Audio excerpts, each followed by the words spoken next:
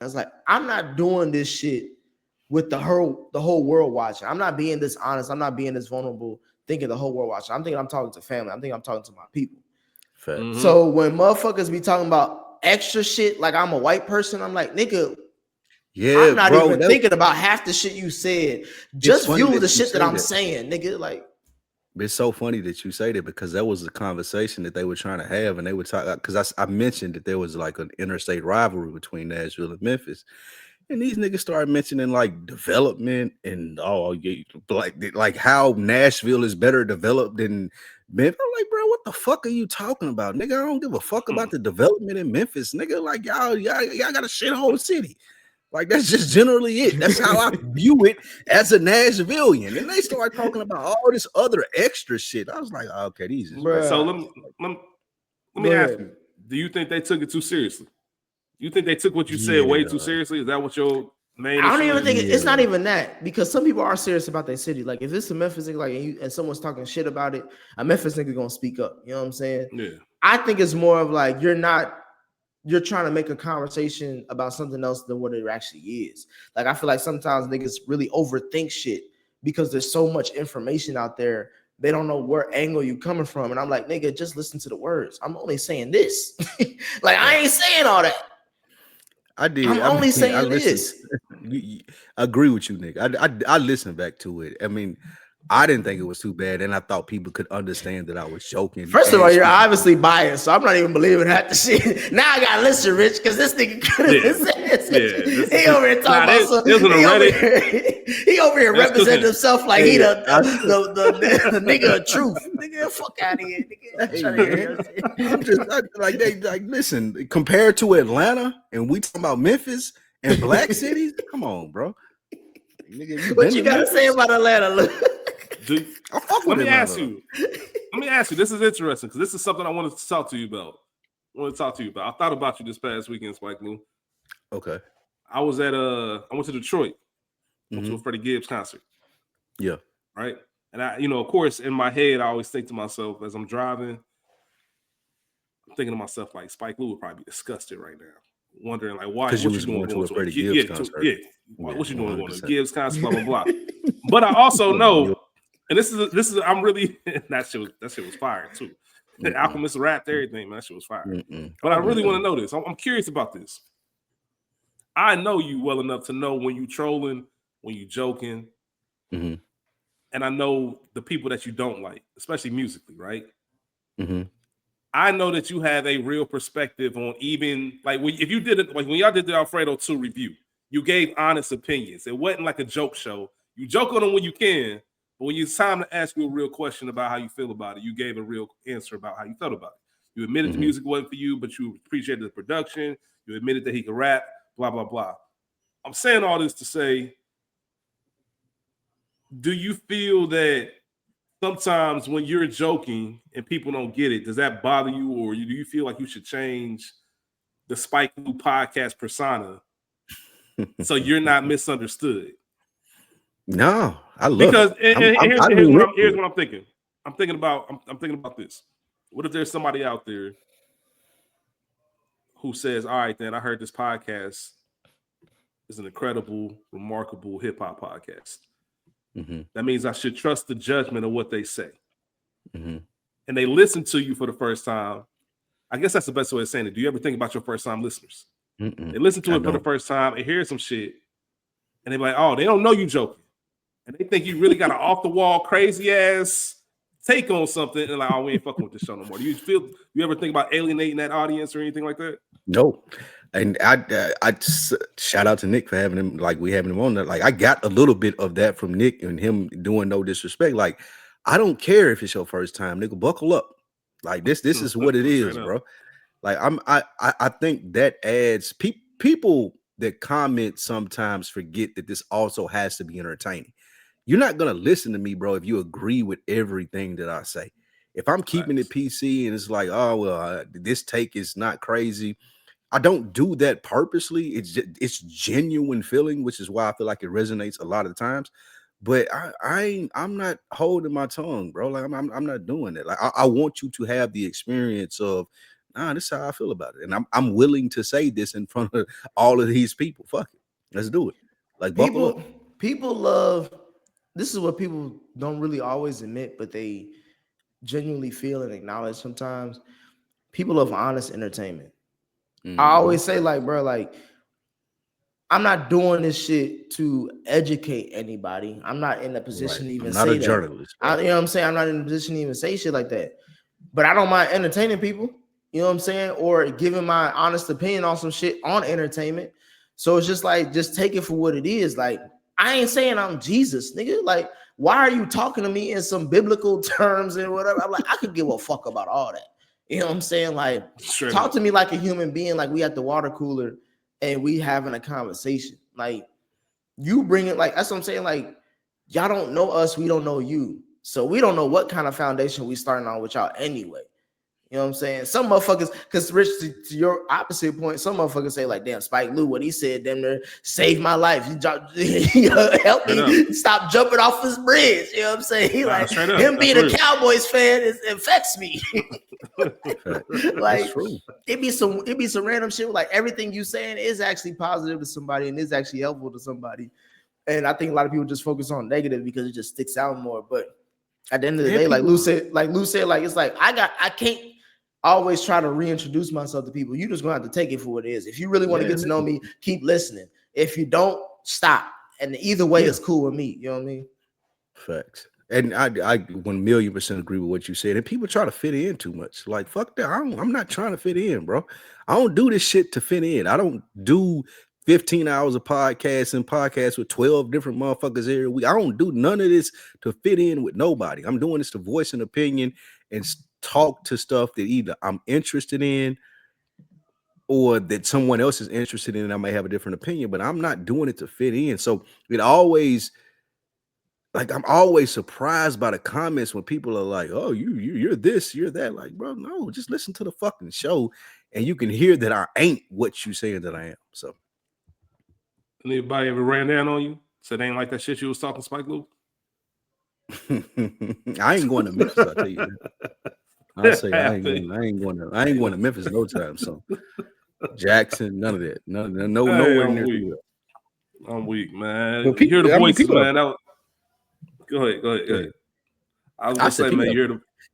They've approached you say go ahead and then you gonna talk. That's what Lou do. That's what he do. That's the funny thing about Lou. He love hearing himself talk. That's what he need to hear. You know what I'm saying? That's the comments you need to read, nigga. Hey, nigga, look me dead in my eye and say go ahead. And as soon as I start talking again. No, I mean, people have approached me before, but it ain't nothing crazy. It ain't no Charlemagne shit. Yeah, Lou got punked out a couple times. He ain't trying to tell them stories, Rich. This ain't this chapter. You know what I'm saying? We got to get to chapter. What chapter we on? We gonna get to a different one. Listen, man, I'm going to jail. Nigga. That's what's gonna happen. He run down on me if you want. I'm going to jail. Bullshit, Rich. I'm trying to tell you right now. He throwing this mafioso shit. He watched too many episodes of Sopranos, thinking niggas really thinking about that, nigga. They read up on your ass and you ain't had shit to say. I'm going to jail. Let's get that very clear. All right, we see. Hey, man, let's hope. Hopefully, don't run down on Spike. We can't have my dog in jail, man. Don't run down on Spike, man. The thoughts and opinions are just jokes. It's a joke. But y'all hear the voices. Y'all hear the voices, man. We back at it again. Book 2, chapter 45. I'm your host, Rich, joined by the legend Spike Lou. We're not by ourselves. We have a very special guest in the building, co-author of ours. Nick's in the building with us. What's going on, fam? What's going on, bro? Not too much, man. Glad to be back. Glad to be back. Yeah, man. A lot of comments from the last time you was on. People said they don't really get to see you like they seen you on this. Yeah. See, that's the thing. They don't listen to me then.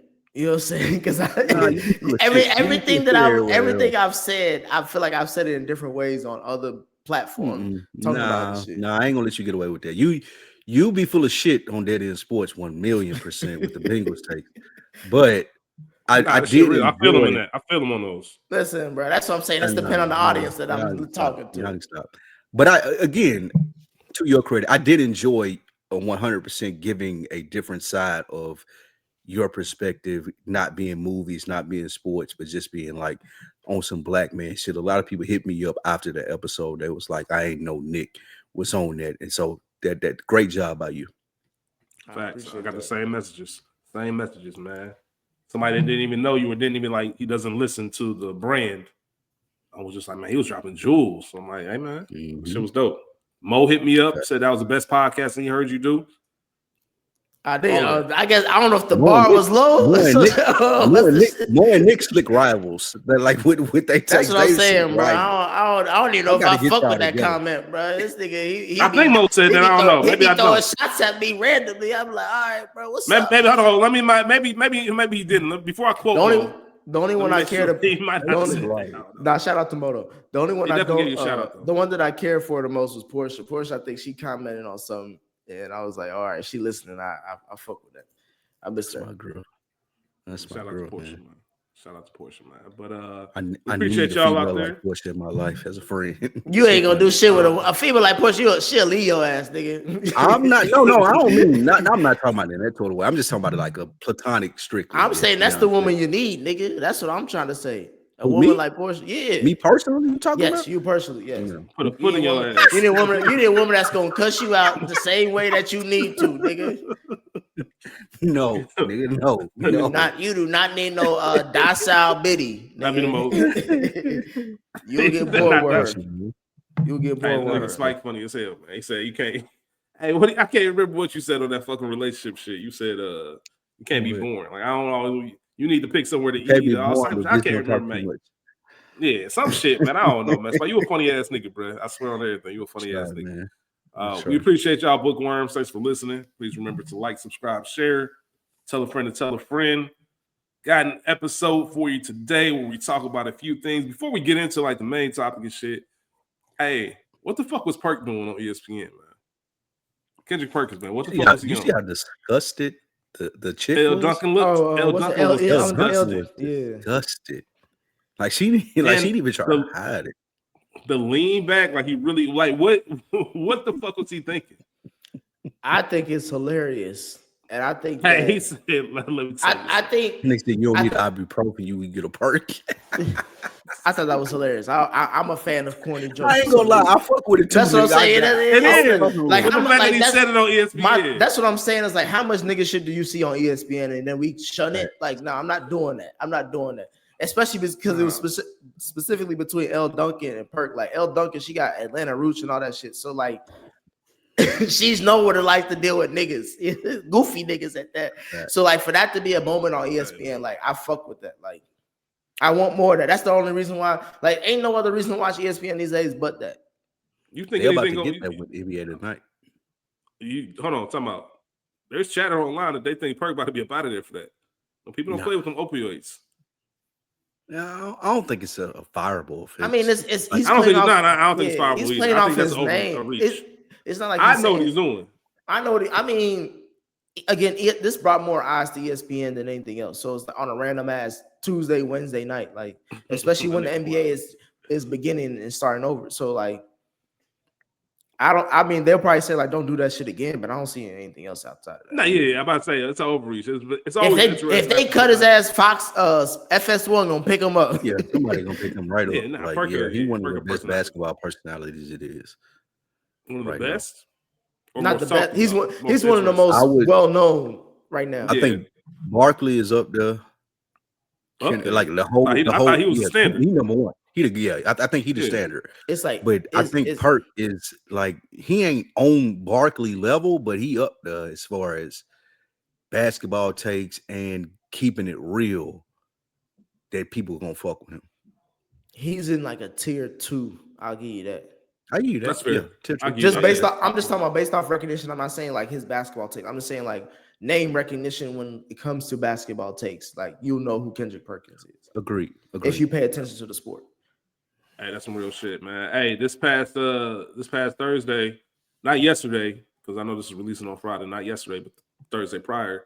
Me and Knicks Bengals went to work, got that dub against the Steelers, and there was something hilarious that happened. I just want to get y'all quick thoughts on this. I don't know if y'all saw it. When he Aaron Rodgers threw a late touch. Hey, bro. I feel it. The anger. Hey, that's what I'm saying. I feel it. I'm bro. like, damn, I'm at that point. That nigga I'm 40 years old, bro. Like, we run up on me like that, bro. What the fuck wrong with you? We talked about that 100%. We talked about that on Daily Sports. We said that it's like when that a big kid don't know how big he is. It's like, nigga, like, it get to a point where it's like, nigga, I'm about to beat your ass if you don't stop. Yeah, I'm gonna hit you in your eye, like, bro. Let's stop playing with me. I'm gonna treat you like the size you are. Like, pause. I guess. Playing with me, bro. He was so mad. That nigga do not want to get hit at all, bro. Especially from his own teammate. And for a nigga on my team to sack me, like, man, get the fuck. Hey man, get that young nigga energy away from me, bro. The pure disrespect, especially if you know yourself as Aaron Rodgers, bro.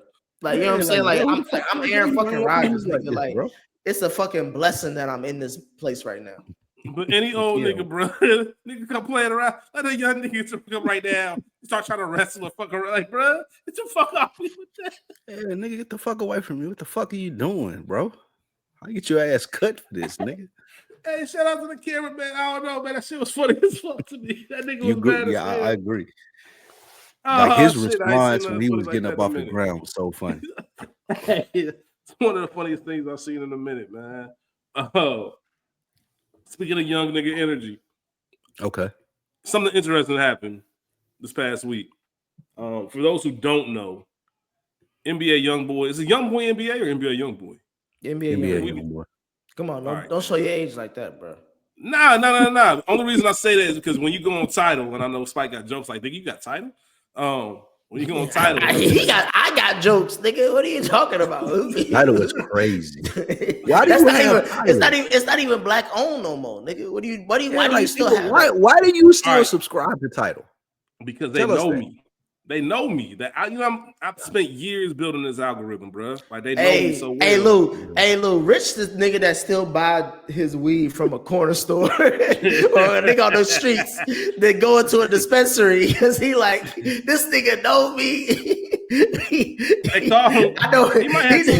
I went to his grandmama funeral. You know what I'm saying? Like he got attachments and shit. I wouldn't even know where to get. You know what's crazy? I wouldn't even know where to get street weed. Like, I wouldn't even know where to start. It's legal in Ohio. Yeah, they legal. Yeah, but they got dispensary. We were near Michigan. I go to Michigan and just, you know. Yeah, people. Everybody always say they go to Michigan. Y'all ain't shit. Y'all ain't from the. Wait, you go to Michigan, but it is legal in Ohio. Yeah, it's legal in Ohio. They just saying the weed better. The weed better in Michigan. Oh, yeah, okay. Weed way better in Michigan. But Tidal say Youngboy never broke again, but it also say NBA Youngboy. He might have two names, man. Stall the nigga out. Stall him out, Debo. He don't have two names. He don't have two names, old man. Like, you looking older than me right now.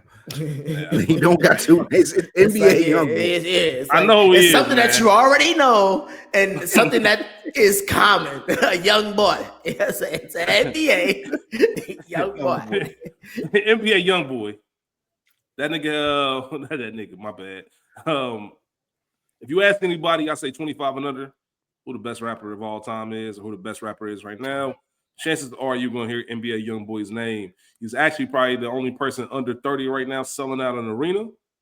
He's on a tour right now, and he had 2 stops in Atlanta, and I guess he performed in one show. In the second night, State Farm Arena, home of Atlanta Hawks, they shut down the second show with no explanation. There wasn't. Thoughts. Initially there was no explanation given. It was just announced that the concert was canceled. What was the explanation? The explanation was him doing the "Fuck NBA Youngboy" song, which this is Gucci Mane and Lil Baby. So he performed that song. He had not been performing that song. He has been performing it since that show, but him doing that song in Atlanta sparked controversy in the sense of there would be retaliation for him doing that song. So they thought that second night something was going to happen. That's interesting. They thought that second night it was like, nah, we sending them people out.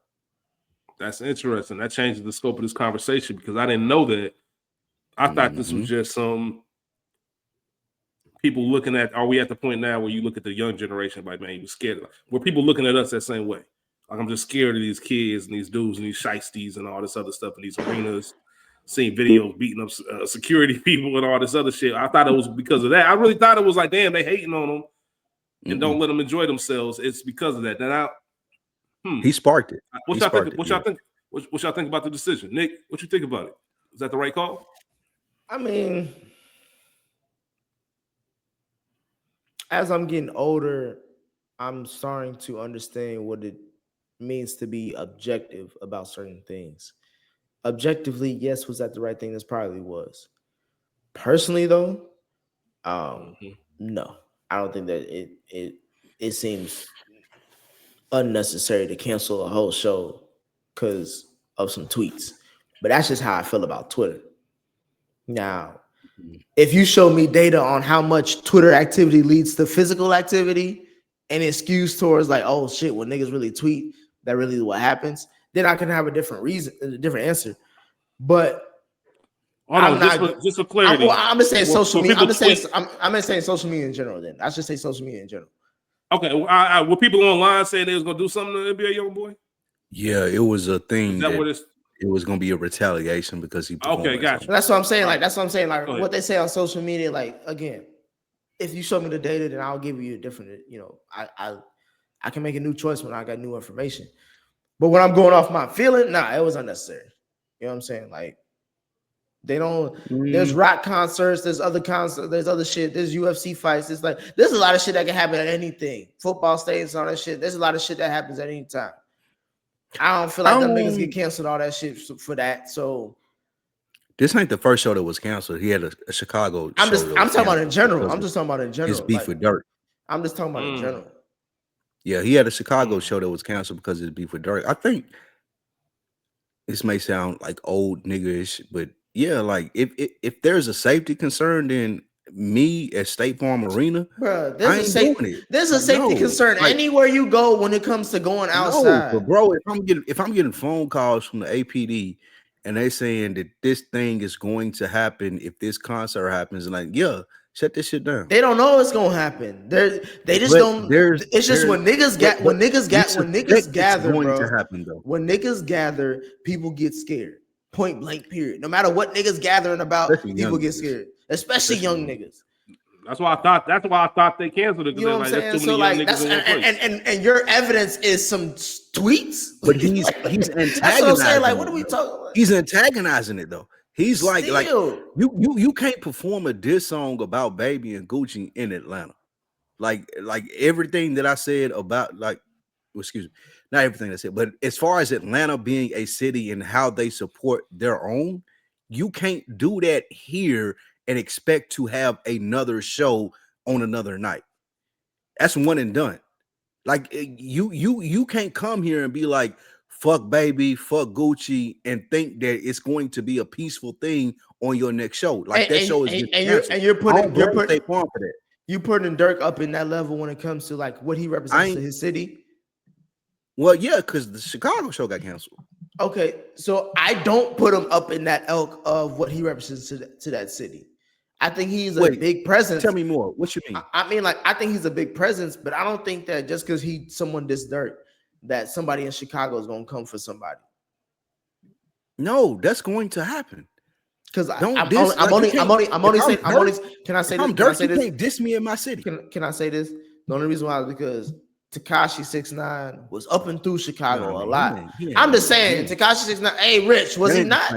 Was he not up and through? All right. So when I give you my reason, and you ain't gonna listen. That's what we. Yeah, because that ain't the same thing. In what way? How is it not the same thing? Bro, it's a little Mexican dude. Like nobody gives a fuck about him. I know, but people was at his head though. Nah, people wanted Tekashi head. Like, what are you talking about? Right. Disrespect is disrespect, no matter who it's coming from. What I'm saying is there are more supporters of NBA Youngboy. So if he goes to Atlanta or Chicago and disses people who are popular in that city, it's going to cause backlash. Like there's a reason to can't. Online, yes. Nigga, in real life, nigga, don't come up like. So let me ask you this, Spike. It's a nigga that got beat up because he was right there waving the Dirk flag. And he got beat up because he a goofball and he can't fight. I'm not blaming nobody else but he that. Still got beat up though. Hey, Lou, if he wasn't a goofball and he could fight, you think he in a situation? I don't know, but he still got beat up. That's all I'm saying. Yeah. Matter of fact, don't fly the flag if you can't. I'm not gonna make ignorance sound like practicality. Okay. You know what I'm saying? Like if niggas doing goofy shit, yes, you know how they always say you play stupid games, you win stupid prizes. Facts. But don't prejudge a situation as a stupid prize when it hasn't happened yet. You know what I'm saying? If I'm State Farm Arena, yes, I'm canceling this because, like what you just said, stupid game, super prizes. If I let him come back on this second night, knowing that people are giving backlash to me performing the diss song about Baby and Gucci, I don't want you here. I'm sorry. Well, to me, that's the case. Then they would have justification for canceling Kendrick Lamar coming to town because he gonna play Not Like Us.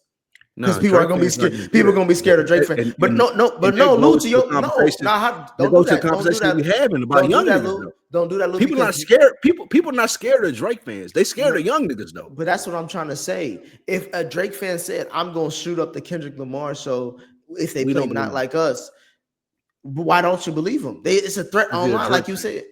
Okay, because you're a Drake fan. All right. You listen to Hotline Bling, nigga. You listen to Hotline Bling, nigga. You're not gonna shoot shit up. But if a nigga told me that he listened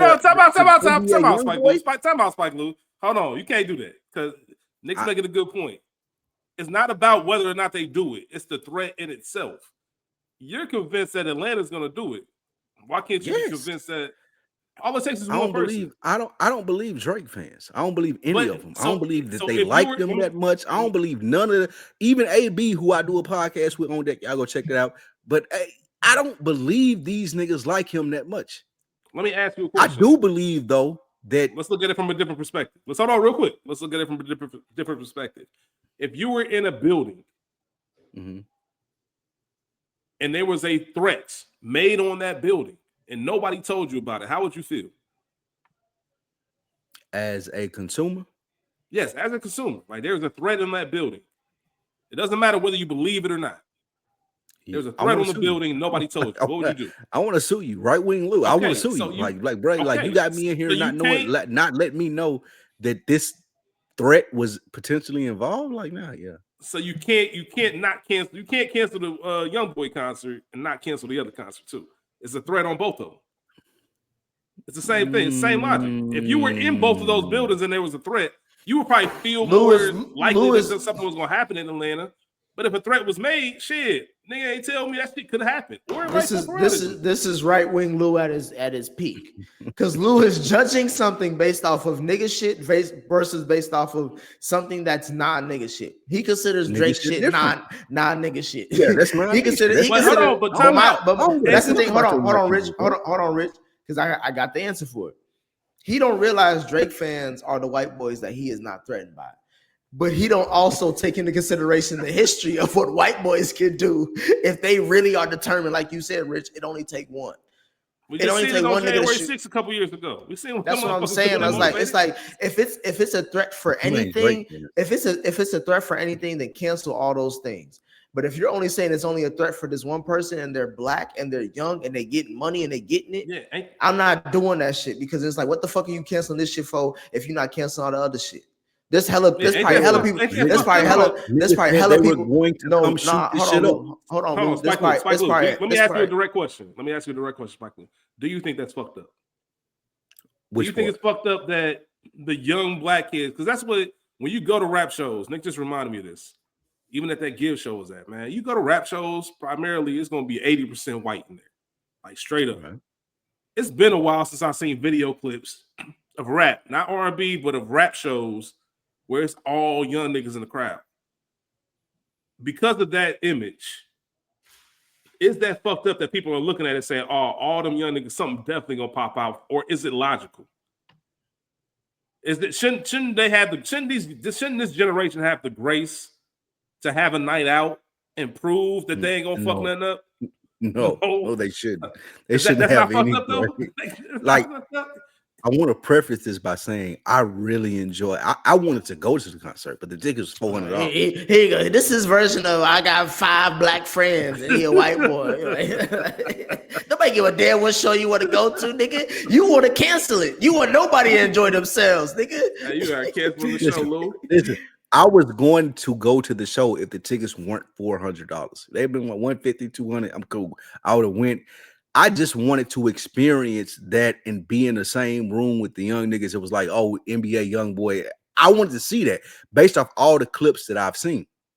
But if you tell me there's a potential threat of violence in this arena and what we doing, shut this shit down. It ain't worth it. But why not play the show? Why not? Hold on, Rich. I'm gonna ask him one question. Lou, would you ever go to a Cowboys versus Eagles game in Philly? No, God, no. Why is that? Why is that? You gonna make me do the same thing about Philadelphia I did about Memphis. Like, I don't have like there is no desire for me to deal or be associated with people from Philadelphia, especially Eagles fans. Okay, they're disgusting to me. Is there also? So I ain't even finna be in the same spot as Eagles fans. So is there also a threat of violence that can happen at that game too? Yes. Okay. Yes. So pair both of those things that you say are true. Why don't they cancel Eagles games when the Cowboys come into town? I mean, because you have a choice, right? If I'm going to the sporting event, I ain't like, even if I did go to an Eagles game at Philadelphia as a Cowboys fan, I'm not wearing a Cowboys jersey. Like, I'm indiscreet. Like I'm not doing any of the stuff that's going to make me have to get into an altercation with Eagles fans. I think that NBA Youngboy and him doing the diss song, them waving the green flags, doing all the things to say fuck baby, fuck Gucci, that's going to cause contention. And that ain't a recipe for what you want to do if you're selling out arena tours. Like, we talking about, like, NBA Youngboy is a dude who's about to sign a $300 to $400 million deal with a major label. I don't want violence attached to my name. So he may it may not be good for this canceled show to show in his portfolio, but it is good in the sense of, if I'm a label head, I will give him this money because these violent things aren't happening. Well, I mean, and Rich, I mean, no disrespect to the program, but Lou just said a bunch of bullshit for no reason. Like, he wasted the listener's time saying all that shit because you're literally spoiling the whole batch for one bad apple. I said this is the microphone. You're the only person that can talk to me the way that you talk to me. You're literally the only person in life that can talk to me the way that you talk to me. Because I know you don't mean. Because I listen to. I know I respect you, but I also listen to what you say. That's the thing that Rich. That's the thing that most niggas don't realize about me. They think that I'm just saying. I actually really listen to what people say. And when I hear a trail of bullshit that's leading me to a nothing point, I have to stop time because I know I ain't got that much time left on this earth. I got to stop time and say, look, if I'm going to spend my time on this earth, I ain't going to listen to bullshit. You are literally talking about spoiling the whole batch, whatever the fuck you want to call it, of a bad apple, when you're just talking about the possibility of something happening at an event that gathers people who possibly could be aggressive and agitated easily. And the reason why I brought up the whole description of a football game between the rivals in the NFC East of the Cowboys and the Eagles is that we know how Philly fans are, right? We know what that means, that rivalry means, especially when they win or lose. Shit can happen. Shit, when they won the fucking Super Bowl, they was trashing their own city. So my thing is, but they still allow those games to be played and they still sell tickets and have people come out. My thing is, and that has security as well too. It's not like it's not secure. They have security as well too. So I'm saying that because use that same logic and apply it to this because of some fucking tweets that for what Lou talked about. It's not just tweets. The police station got calls. It's not tweets. I'm saying because of social media and some calls, they canceled a whole event that people who are big fans, like Lou said, he has a huge fan base of NBA Youngboy fans who seen something because like, oh, this possibly could happen because we got some calls. I guarantee you there's calls that people threaten for Taylor Swift. There's calls that people threaten for a bunch of these other artists that are famous with Beyonce and all that shit all the time. They ain't canceling that shit. Because like you said, Lou, there's certain audiences that they're like, listen, if they killing motherfuckers at that concert, then shit, they killing motherfuckers. So we're not taking that serious. So let me ask you this, Lou. I think that was earlier this year, when they had they shut down the Sugar Bowl, whatever it was in New Orleans. Maybe it was 2 years ago, whatever it was, when there was unfortunately a driver. Oh yeah, I know what you was talking on about. On the same night of one of the big bowl games. Yeah, the bowl game. Somebody called a threat. So they shut the whole thing down. I can't remember if they delayed it for a day or whatever the case was, but I remember it was a day. It was a day. President. They went on to play that game because there's no way they were going to cancel that game. Mm-hmm. Is there any responsibility you think State Farm could have had to say, well, all right, well, Atlanta PD, y'all on the phone with us. Well, we're going to hire some more of y'all to be here, make sure everything's protected, the whole nine. They don't have any, just to make sure that the show can go on and things. Is there any leniency or anything that the young generation, the young crowd can get? Because it sounds like nothing else is going to get that same leniency. Like beefed up security the same way they did at Sugar Bowl. Bro, why is that not an option at State Farm? If I run State Farm, the easiest thing for me to do is be like, it's canceled. I don't give a fuck about the conversations with you. None of that. Like, if there is a threat of me losing or my insurance going up, whatever it may be, as far as having this NBA Youngboy concert, especially since I already had one. I had one a couple of days ago. It's cool. That shit went off. It's fine. But now I'm getting calls from the police saying y'all gonna do this. I'm getting threats from whatever it may be saying y'all gonna do this. I'm good. I'm out. I don't like. We not doing this. But you wouldn't do that for another event. Is it because I ain't got to do 2 shows? Is it because you're right. I wouldn't do it. If that was a Final Four game, if that was a Final Four game, and somebody threatened to shoot that bitch up, they not moving the venue. It's still going on. It's still going on. So why can't? Yeah, you're right. Yeah, so that's a good point. I love what you're like pointing out in this conversation. Like, those are different events and different things, and there are different types of security that come with it. I don't trust the NBA Youngboy crowd to be the same crowd as the Final Four event, as a Peach Bowl event, or whatever it may be. I just don't trust it. I can't.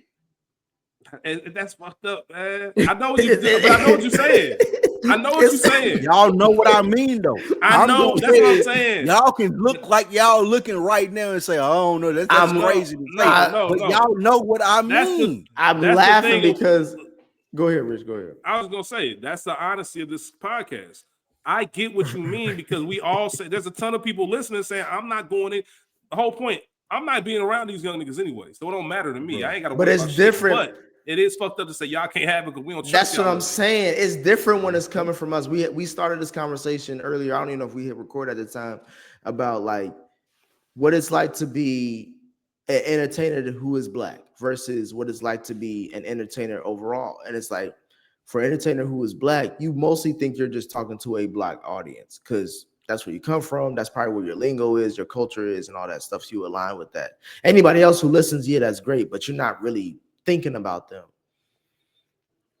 I understand that this is what this podcast is, but when it comes to these topics, Lou don't take that out. He don't take that into account where it's like, nigga, reverse it for this situation because this is white folks that's controlling the shit. This ain't no nigga controlling State Farm. Nick, you know what I'm saying? Like that's what I'm saying. Like I'm saying it, Lou, you not saying it and acting like you wouldn't do the same thing. You would do the same shit. If Jermaine Dupri was running State Farm and NBA Youngboy had a concert and someone called there, he'd be like, "Oh, okay, all right, bet. Beef up security, y'all. This motherfucker is still going on. That. Cancel this shit. I don't trust them. Like, no, nigga. I don't trust them, nigga. Like, no, God, no. You telling me Like if you was white right now, if a white person said what you saying right now, they losing their job. Exactly. On their ass. It's over. Exactly. Young Thug just had a whole trial about all the shit that he did.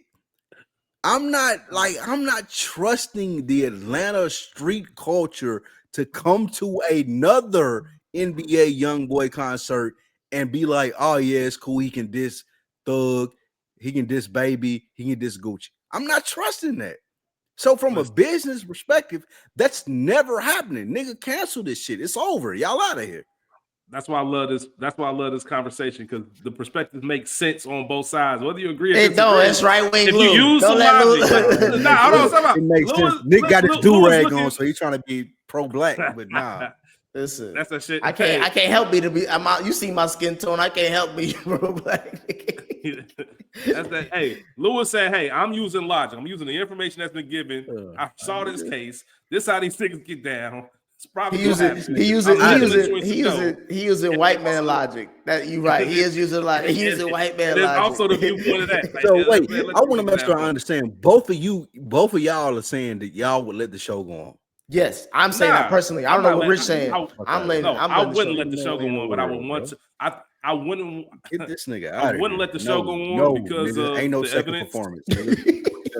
Go to your next spot, nigga. There ain't no more Atlanta show. I'm just saying, Lou. If people are scared of what a black audience can bring, they can justify canceling a lot of shows. I ain't talking about a black audience. Don't do that to me. I'm talking about NBA Youngboy's black audience. His black audience is different from. They could have said Frankie Beverly and Mays, nigga. Like that's cool. Like y'all can come. The safe niggas. You talking about safe niggas? Have there been any hiccups other than? I haven't heard. That's what I'm saying, Rich. I haven't heard. That's what I'm saying. Like, other than niggas getting beat up, security guards getting beat up. That's Lou. From what you said, the videos ain't shit. Nobody get shot up, are they? No one got shot up and none of that shit. No one bombed the motherfucker. All right, nigga. What you talking about? Fuck out of here. Security guards should definitely get beat up. They should be security guards. Hey, exactly. That's how you lose your job. You just talking about nigga losing his job. That happen every day, B. Nigga walk up on me talking about security got beat up. I'm like, I'm in the wrong spot. Yeah, that's fine. I agree with y'all on that. All right, man. That's a good conversation. I like it, man, because that is interesting, man. It's fucked up that we got. Like I said, if that was any other race saying that shit, niggas be like, what the fuck? Tyler the Creator, man. I got to get y'all thoughts on this. For those who don't know, Tyler the Creator. First and foremost, RIP to D'Angelo. D'Angelo passed away, and just a random segue. Nah, because that's what this has to do with. Yeah. Because that's how all this started. All of this started from D'Angelo. My fault. That did sound crazy. If you just it did though. It did start from there, but I was wondering how that tied in. Let me set it right. I was like, they got a lost tapes together. The reason why I said this is. Christ. All of this discourse about Tyler the Creator started because of a D'Angelo post he made on Instagram. D'Angelo passed away. Tyler made a post about how D'Angelo inspired him. He couldn't wait to get the Voodoo album, whole 9 yard, gave him his flowers, and everything like that. One thing about Tyler the Creator, if you are familiar with him, he has a deep love and appreciation for black music, black artists. That's just evident. Well, his fan base. Nah, he does. He does. Like he knows music. Don't do that, Lou. He do. Yeah. See, that's that credit. He has a hip hop podcast. His fans, unfortunately, don't have that same appreciation, and majority of his fans isn't an NBA Youngboy crowd. It is a white crowd. No, largely majority white crowd. So a lot of them were, I don't want to say directly mocking the post, but pretty much saying, "Man, get this shit out of here. Don't nobody care about this." Like a bunch of white audience. And he calls them sun dodgers, which is crazy. I ain't never heard this. Sun dodgers? Calls white people sun dodgers. Crazy. That's crazy. But apparently there was a tweet about sun dodgers or something like that. Or he mentioned that before. I can't remember what it was. And it started this whole discourse about, Tyler, you mad at your audience, you mad at your white audience that you built, but you partially responsible for not correcting and their behavior online. Similar to what people say about Nicki Minaj and the Barbs, right? Like Nicki, she puts a battery in her fan base's back to act an ass and act a fool and the whole nine. They're pretty much saying Tyler didn't do enough to educate his or check his audience whenever shit like that would happen. And then that led to them digging up old tweets from about 2011 and 12 to 2014 when Tyler was with Odd Future. And a lot of them were very anti-black tweets.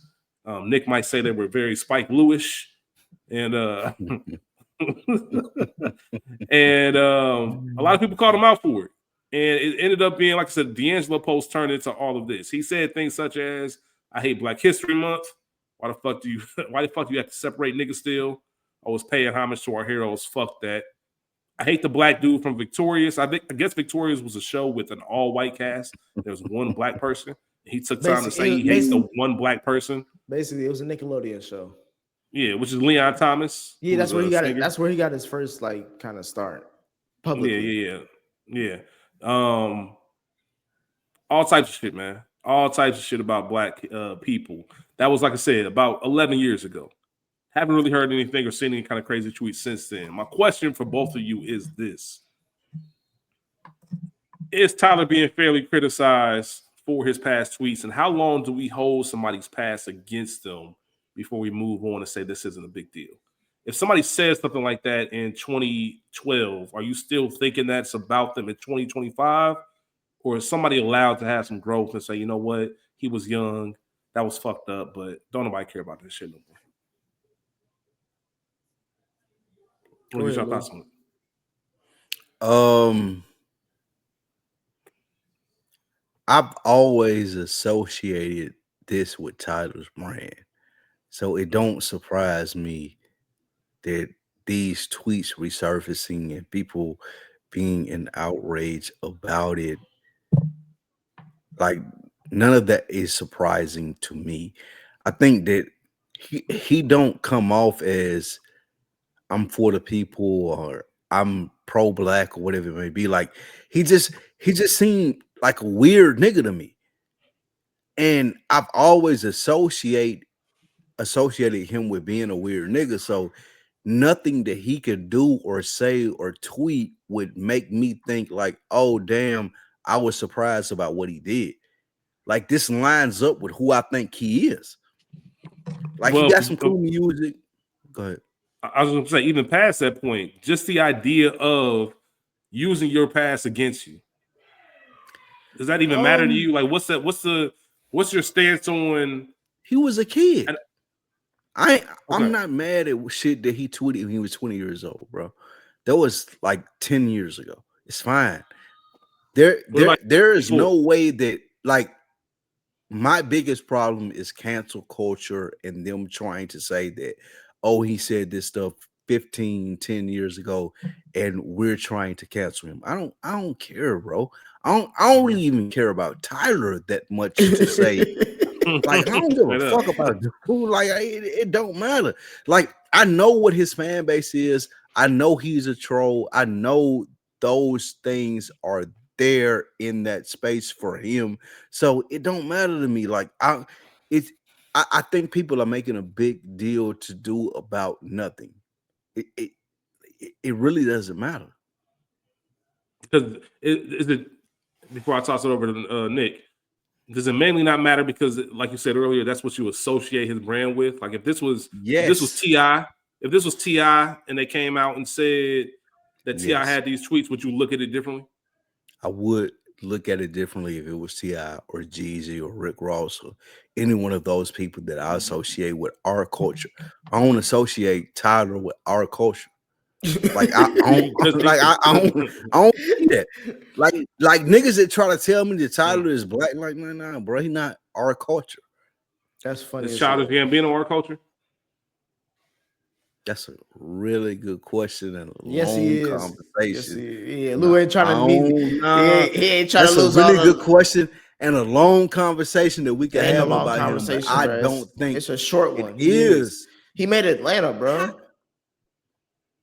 What show is blacker than Atlanta? You tell me. I'm just asking you off top. Name me a show that's blacker than Atlanta. There are Atlanta episodes where you question him. Name a show that's blacker than Atlanta. Exactly. And it was on a major Reasonable network doubt. Reasonable doubt. Is it better? Is Reasonable Doubt better than Atlanta? Yes. You know it is, bro. I know you bullshit. Jax is the number one Jax top fine black. ass. Jax fine ass. Yeah, he only say that because she fine as hell. I'm talking about just the show. I love Reasonable Doubt. It's not character. It's not better than Atlanta, bro. You know that for a fact, bro. From a character standpoint, Jax is the best black character. Alligator. The no episode of Reasonable Doubt is better than Alligator Man. Yeah, I don't know about that.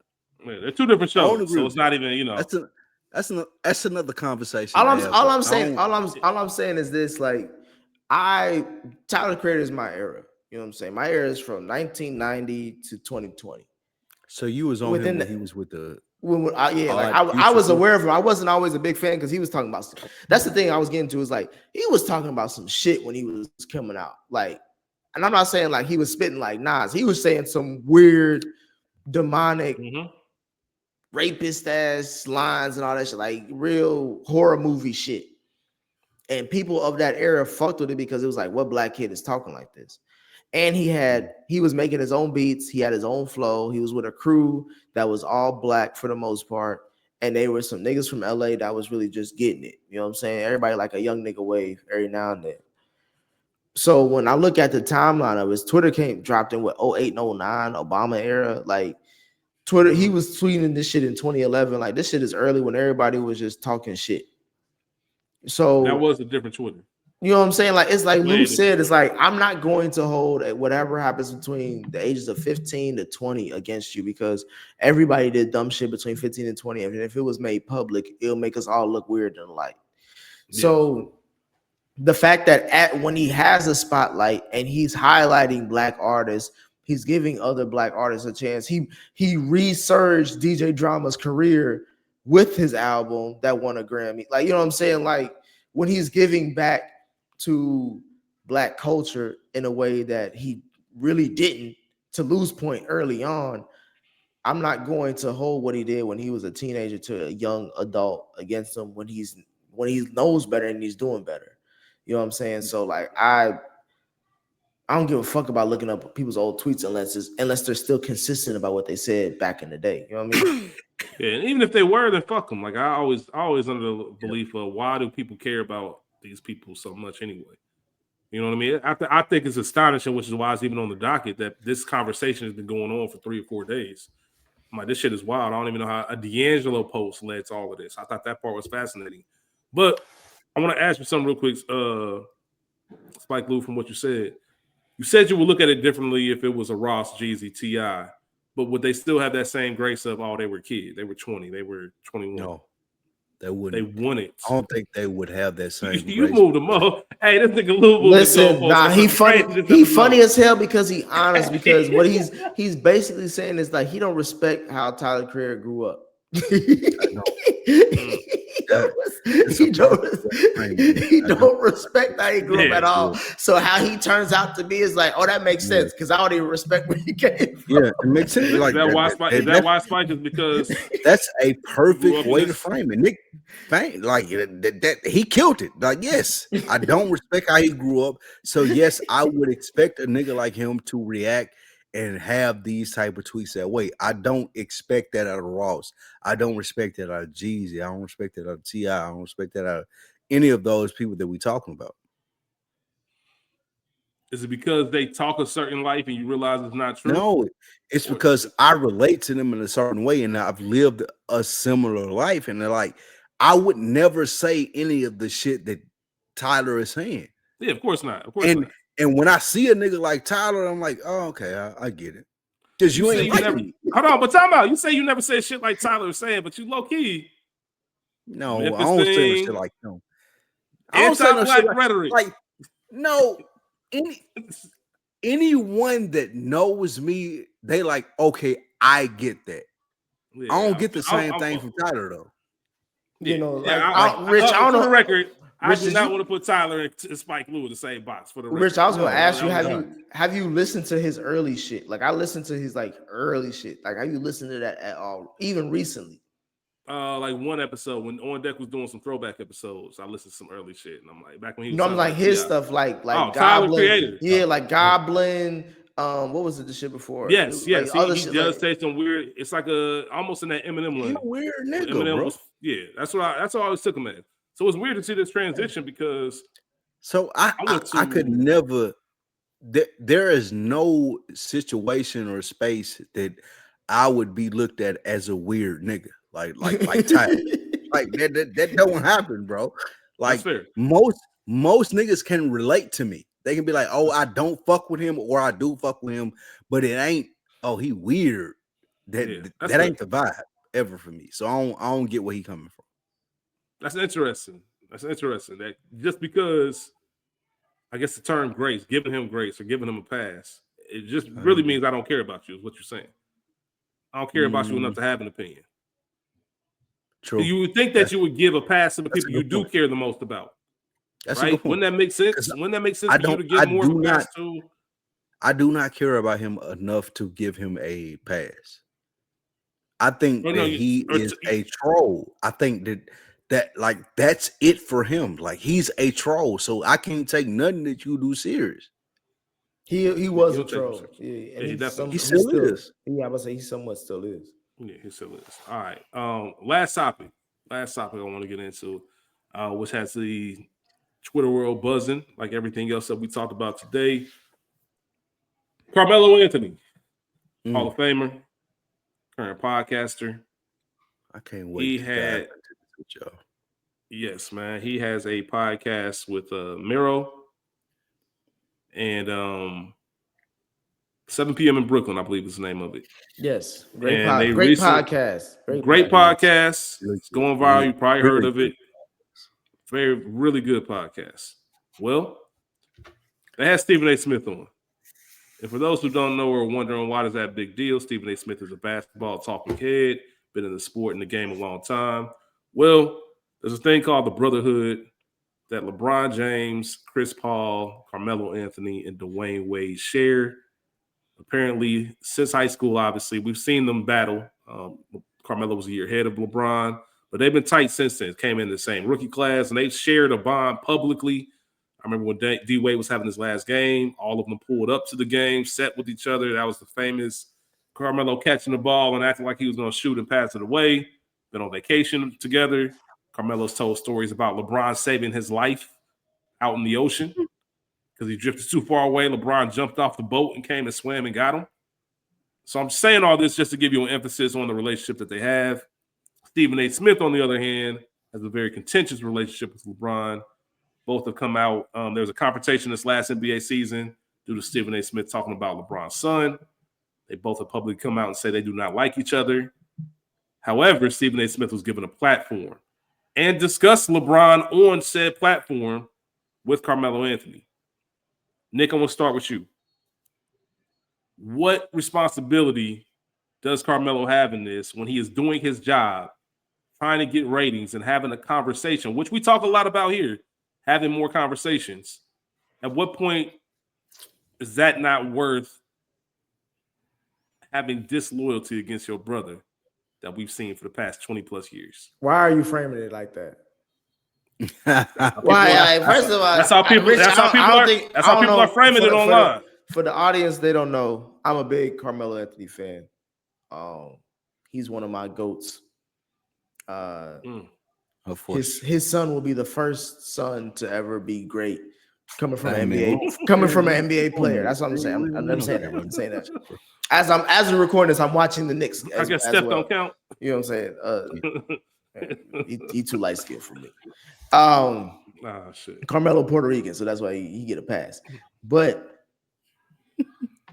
I found this scenario in question interesting because to me, I have been questioned on this a few times because I'm usually the neutral friend or someone who likes to stay neutral when it comes to when two friends are beefing and shit.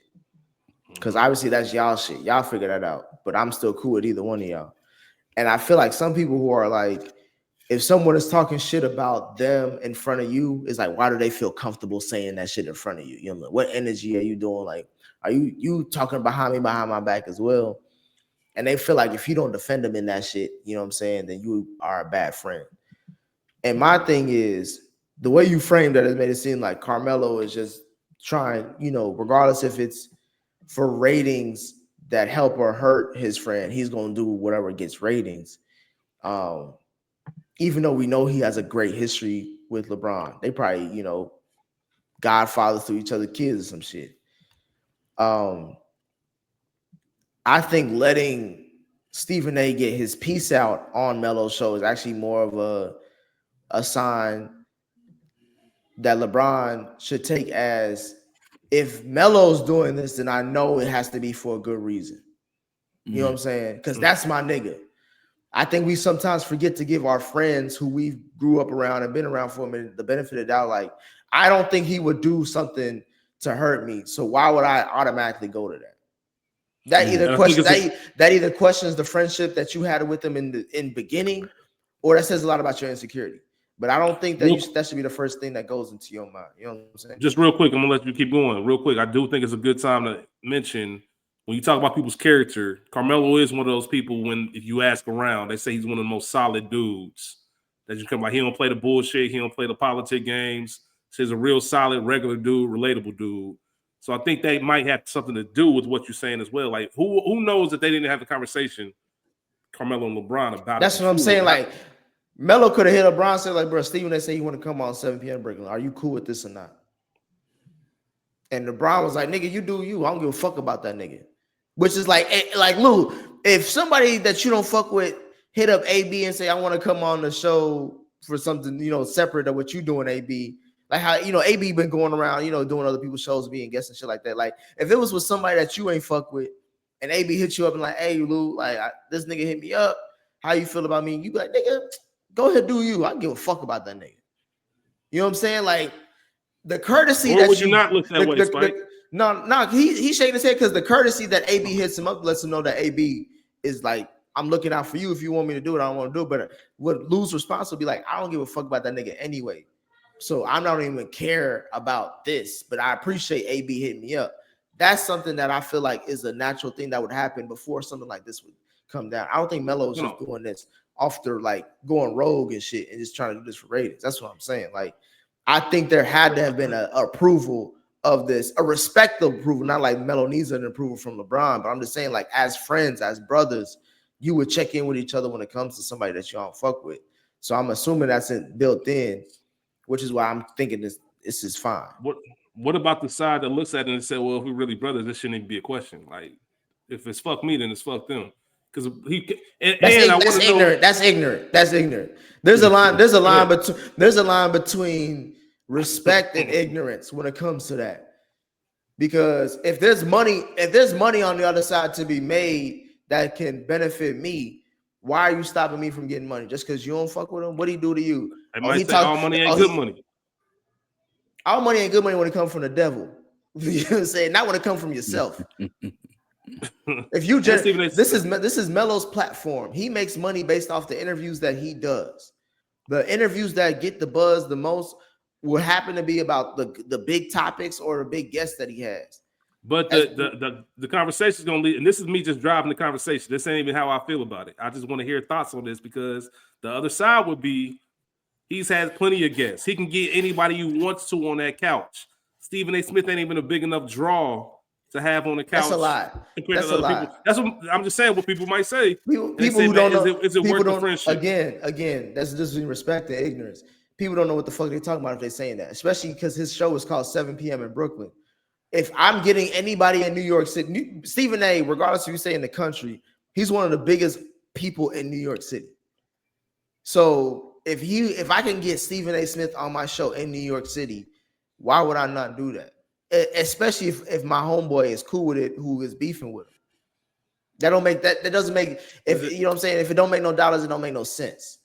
Let me ask y'all a question real quick. Is there a difference between having him on the show versus having him on the show and he begins discussing me? Because I think there might be a difference in that. Like, yeah, you want to have him on the show, but then you tune into the show and he's calling LeBron Two-Face. I don't like his ass. Like, why are you discussing my name? Why are you bringing my name up? Why does he, like you said, Nick, why do you feel comfortable doing that shit on your show, knowing we tight? I feel like he's trying to play in my face now. Fair, foul, I don't know. Spike, what's your thoughts on this whole thing? Don't talk about me in front of my friends like we ain't cool. Like, I understand that Carmelo, he's a professional, he's doing the job, but don't come up here like I can say these things about Spike Lee, LeBron James, whatever it may be, and think that I'm gonna get this off. Like, I don't want to give you that type of energy. Like, I ain't giving you no type of energy in the sense of you can come up here and talk about how you feel about me or our current relationship status. Like, no, I'm not doing none of that in the sense of you think you're comfortable with me coming to talk to me about how you feel about me. Like, nah, I ain't doing that. What about the crowd that says, well, shit, this nigga LeBron was just dancing at the Kendrick show? That's fine. You know what I'm saying? Like, say maybe that Bron should be able to take it. Why everything should be fair game? That's what I'm saying, Lou. Like, for a businessman, that's why I'm shocked at what you're saying.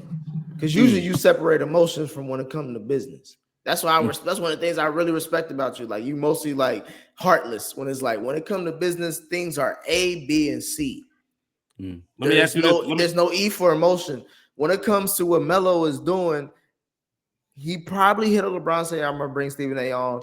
I'm gonna let him air his grievance. Are you cool with this? He's like, go ahead, do what you gotta do, brother. I'm cool with it. Appreciate the phone call. And at that point, everything else you let fly. But you're right, Nick. But ain't nobody finna come talk to me about you to me.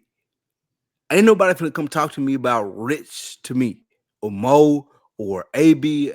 No one is going to be able to have that conversation with me. It was like you shitting on my homeboy, I'm not going to say. Can I say one thing? As much as I respect all of y'all and anybody who I know that we know mutually, we are not on the levels of Stephen A. Smith, LeBron James, and Melo. Right. And I'm bringing that up because if people really want us to tell our story like that or tell our side of things like that, we will make totally different decisions, bro. You are thinking of the level what of you mean? Wait. No, what you mean? Listen. You are thinking of a level of I am grounded Spike Lee from my Spike Lee experiences. And I'm thinking of it like if I were in their shoes, this is what probably would happen, and this is probably how a reasonable person would react in that. We talking about high level. We're talking about high level people. Reasonable. Bro. It's like I fuck with y'all. So like, ain't nobody finna have a conversation with me about Rich, about you, about AB, about. Can I ask you a question? Can I ask you a question? Real quick question. If somebody paid you $1 million to air their grievances about me to you on camera for on deck to broadcast, and cash, what would you do? I'm siding with you, bro. So you're not gonna do the interview. That's the person that I am. No, nobody's gonna be able to be like, oh, Nick is this type of person, and you don't see him the way that I see. Like, no, I'm not doing that. Let me ask. Like, the people that I record with and do these things with, like, I fuck with them like that. Let me add this one caveat, and if you answer the same way, I'll just take it for what it is. What if you call me after they offer you, and it's like, Nick, this motherfucker so and so said they gonna pay me this and say this all that. What you like? Is this true? Like, what you think? I'll be like, listen, it ain't true, but go ahead and do it, and give me $250,000 afterwards. Hey, you'll let it because and Lou, if you did not do that, I would be upset with you as a friend. but look, you know me though. You know I wouldn't do that. No, I would be upset at you. I would be upset at you. I would be upset that you didn't even give me the call courtesy, because that's literally what I'm basing everything that I'm off of. But like, listen, hold on. What I'm saying is, you know me though. You know I would not do that. But what I'm saying, Lou, and I'm saying this to you as well, Rich, the thing that is the crux of everything that I'm saying is the courtesy call. As a friend, as a brother, if something is going on that impacts me negatively or on a level that a lot of people can see visibly, please give me a call and say, "Hey, Nick, some shit is." Lou, you remember that shit I was going through with the Yes. You hit me up directly and say, "Hey, bro, this shit, you know what I'm saying? Shit crazy." That's the courtesy. If you never texted me, that tells me where we are with our friendship. That's you know because I love you and you are a brother of mine. So if somebody is offering you bread, call me. That's what I'm saying. That's what I'm saying. I got a scenario. Hold on. Tell me. I got a scenario. I want to get your thoughts. We're gonna see. We're gonna see if you can move the goalposts on this one. I started this whole conversation saying this is Carmelo's job. Nick just made the point of saying this is what he does for money. This is a business for Carmelo, right? Let's say you're a journalist, Spike Lou. Your job as a journalist. You're uncovering a story about some fucked up shit and realize Nick is in the middle of it. You have to run the story. You're going to not run the story because your man's is in it? Even if you give him that courtesy call to tell. I'm not going to run the story because my man's you're going to give the biggest news story of the year to somebody else because your man, you don't want to write. In situations, Nick can he can speak to this. Like there have been. But it's your job. It's not the person. It's your job. I love him though. I get it, but it's still your job. No, it don't matter. If they tell you we're gonna fire you if you don't write this article, are you getting fired? Rich, I don't have to talk about this. Like that for me, that's the end. I'm telling you, and I don't have to talk about this. Like if there's something that you, Rich, Mo, Nick, AB, whoever it may be, it's like I need to report on this, but I do love them as my brother, and I'm not going to do this because I do look at them in this space. I'm not doing it. Lou, I'm gonna tell you this right now. If someone offered me $1 million and said I got some shit on Lou, and I'm gonna tell you to tell, I'm calling your ass and be like, first of all, Lou, they saying this about you. Second of all, what we finna do? If you want to, I'll slide you $250,000. I can't do it. I wasn't raised like that. I just wasn't raised like that. So let me ask you this real quick. Given that you weren't raised like that, and given that you have that strong loyalty and that tie, would you feel a way if that other person did do it? If somebody called you, you would feel it. Somebody say, I got offered $1 million to have this dude on. I'm gonna disagree with him. I'm gonna tell him he's wrong, but I'm taking this $1 million. He's gonna talk about you on there. You would feel a way about it. Yes. Okay. 1,000,000%. That's insane, nigga. That's insane. Yes. You are opt me at that point. He said, if I'm offering you $250,000, bro. How many of your homies offered you $250,000 for a conversation? That's fine, bro. You can get the $250,000, but I do not fuck with you in that sense moving forward. It don't have like it's not. I don't fuck with you. Hey, what they say? Lou, what they say on the wire? What bumps it? Hey, nigga got a cold. Everybody got a cold. That's my code. That's fair? But do you think that's my code? Do you see the side of it that's like if someone hit you up and they said, I got this information about Spike Lou and I want you to contribute to it. Come on, man, stop it. I'm not doing none of that shit. That's what I'm saying. I'm not doing none of that shit. I get it. Because you have a code. But that's different. That's different, bro. That's different. Same thing with you. No, it's not. It's different. That situation is different. Thing with you. You trying to say it's different, but at the same terms, if TMZ hit you up and be like, I got this information on Spike Lou, you wouldn't do it. No, because you fuck with me. But that's different though. That's being bribed to get information out of me. I'm not gonna snitch on you for $1 million. $1 billion. I'm saying I'm not gonna sit. Listen, I'm not sitting on y'all for no amount of money. I fuck with y'all in everybody got a price, nigga. Don't do that. And second of all, ain't no price, nigga. No, listen. I love y'all niggas. That's the point that I'm saying. Ain't no price. There is nothing that TMZ or any one of these organizational things in media can say as to where sell out Nick, sell out Rich. I'm not doing it. I'm not saying that. All I'm saying is have a conversation for $1 million. No, you have no.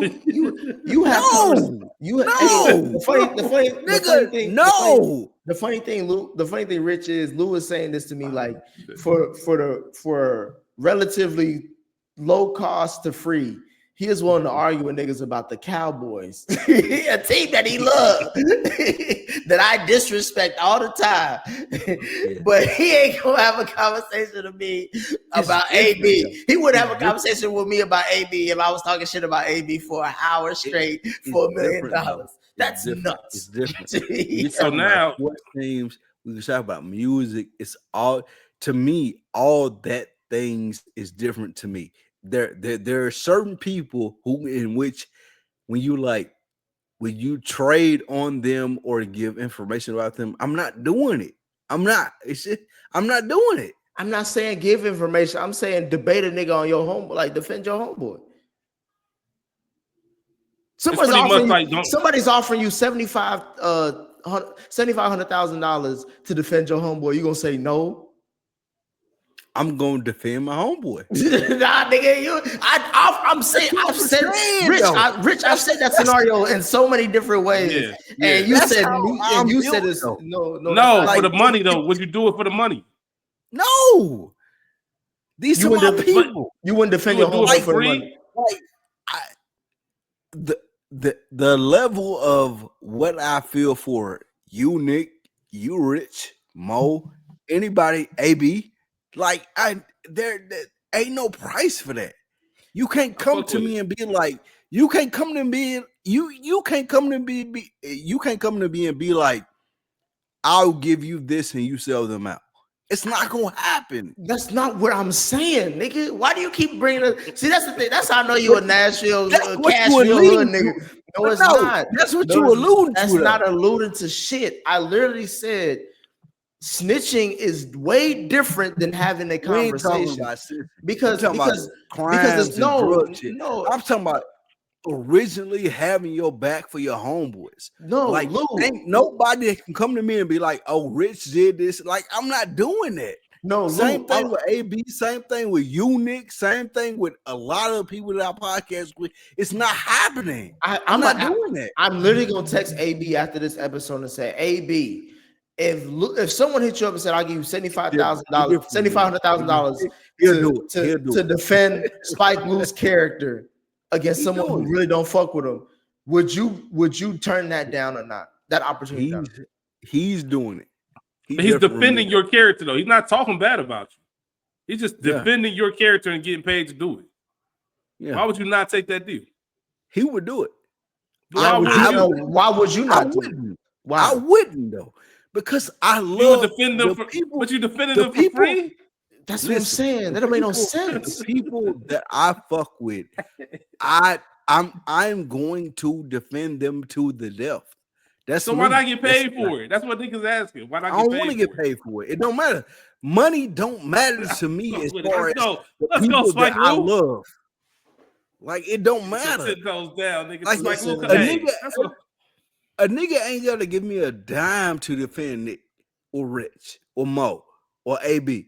Like that don't matter. I love them because I fuck with the people who they are. No one say you don't, nigga. I'm asking you if someone offered you. You're trying to act like it's something different though. I'm trying to act again, going back to the conversation of don't listen to what you feel like I'm saying. Listen to what I'm actually saying. Take it for what it is, nigga. I'm saying. All right, I'm listening to I guess. I'm saying it ain't that many type of relationships that happen in what we do to do it. Like Lou said, y'all can ask me a million different ways. My answer staying the same. I find it insane what he's saying, bro. I respect it, but it's insane. Because Nick, you the same type of person. You're saying this shit now as we're recording, but you're the same type of person. I would never. That's why I feel like that way about you in this. But I'm saying, like, I wouldn't snitch for, like you said, no amount of money, unless they saying $1 trillion, and I'm like, I gotta see it. You know what I'm saying? I'm asking a lot of questions before I say no, Lou. That's what I'm basically getting to. As a friend, hey, Rich. At the end of the day, you know who real and who ain't.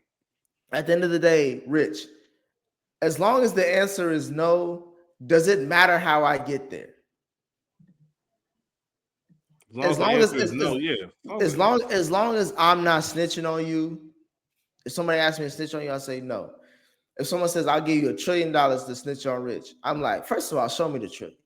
And if they show me the $1 trillion, I'm like, first of all, let me see it a bit. Let me see if this real. How are you paying for this? I'm asking a lot of questions before I'm like, you know what? I ain't doing it. The $1 trillion don't got shit to do with it. Hey, listen, you ain't, and that's you're what not even having that conversation.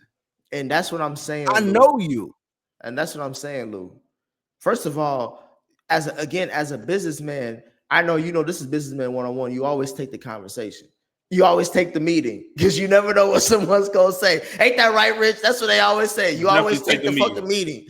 So don't do that. That's what I'm saying. I'm shocked about what you're saying. I damn near don't believe it, but you keep saying it, so I'm trying to understand it. I'm digesting your verbiage. What I'm saying is, you need to stay off that sauce. That's what you need to do. What I'm saying is, it's very interesting that when we're talking about someone's job, that we are denying potential growth within that profession. Because the more interviews that Melo does the more he gets into that realm of, like, people come to his platform to speak on shit. He is trying to generate that because he's in the second chapter or another chapter of his career. And you, Lou, are saying, like, if he was a real nigga, he wouldn't even have that he wouldn't even have that interview. Yeah. Because as a real nigga, you shouldn't even do shit. Like, you shouldn't even entertain shit. And I'm like, to Rich's point, this is his fucking job. If I had to bring my feelings, if journalism was about feelings or they cared about people's feelings, good journalism would not get done. I'm telling you that right now. Yeah, I think that's a good landing spot for the episode, man, because Spike Lou, I respect the loyalty, man. I respect it. But I'm gonna hold you right now, man. If a nigga came and told me after the fact, hey man, such and such offered me $1 million to talk to him and have me defend you, I'm like, nigga, you said no. Rich, you lying. I would be shocked. I know you, Rich. They talking about me. They talking about me, not you. We have been podcasting enough for me to understand you. Like, you wouldn't do that. Like, I wouldn't do that against anybody. Any of my people. If you thought it was fraudulent or you thought it was something that I ain't fucking with, you wouldn't do that. Like, you wouldn't be open to that. Yeah, but I wouldn't. But if that's the thing, that's the type of nigga I am. If somebody approached me to ask me to talk about somebody else, absolutely not. Or for you to talk about one of my people's, absolutely not. But if it was, hey, they want me to talk about you, Rich, I say, nigga, get the bread and break me off. Like, I don't give a fuck. That's not gonna bother me, bro. That's a come up. That's what I'm saying. That's what I'm saying. I get what you're saying. If it was 1,000, I'm looking at you funny. Like 1,000. Yeah, exactly. I'm not disagreeing with you guys in that. I'm just saying y'all would be more like standoffish if it's not that. Niggas talk shit about me. I know, Rich. I know, Nick. But I said that. But that's what I said earlier, Lou. That's what I said earlier. I was like, everybody has a number. If it's $500, $1,000, $5,000, like, no, I'm not doing that. It even have to do with the number. It has to do with the people. Everything with the number, bro. It's everything with the number, bro. The number means nothing. Like, I know you, Nick. I know you, Rich. It's got to do with how much do I fuck with the person that I'm talking about. Hey man, I just say, man, pull up, collect $1 million, tell me where y'all recording, because I'm gonna beat them up after. Yeah. That's how we handle that. It's $250,000, bro. When does a friend ever offered you like, hey, bro, I can do this one little thing, and then you get $250,000 off of that cash? Yes. I'm like, bro, go ahead, do that one thing. What they talk? What you got to do? Oh, they just want to talk shit about you for about an hour. Hey, listen, I've had niggas talk shit about me for longer than that, Lou. And I ain't getting paid shit. But that was a good conversation, fellas. Good chapter 45. Nick, we appreciate you joining us. I always like coming through, bro. Yeah, I know. Man, we always bring that Cincinnati, 513 zone 15 energy. You know what I'm saying? You already know, man. You already know what it is, man. Anytime you want to come on, you're more than welcome. Open guest, co-author, Spike Lou. Yes, great performance, man. Good conversation. I'm interested to hear from the bookworms on this one about a few different things. Don't listen to Lou. That's not what we had. I'm saying, don't listen to Lou. He was off that yak. He don't know what he's saying right. Hey, man, we look forward to hearing the feedback on this one. Hey, my dog, crazy, man. That's Uncle Lou. Uncle Lou, we signing off with that one. We're going to see y'all next week. Chapter 45 is in the book. Always remember, let's get better this week. We out. Let's do it.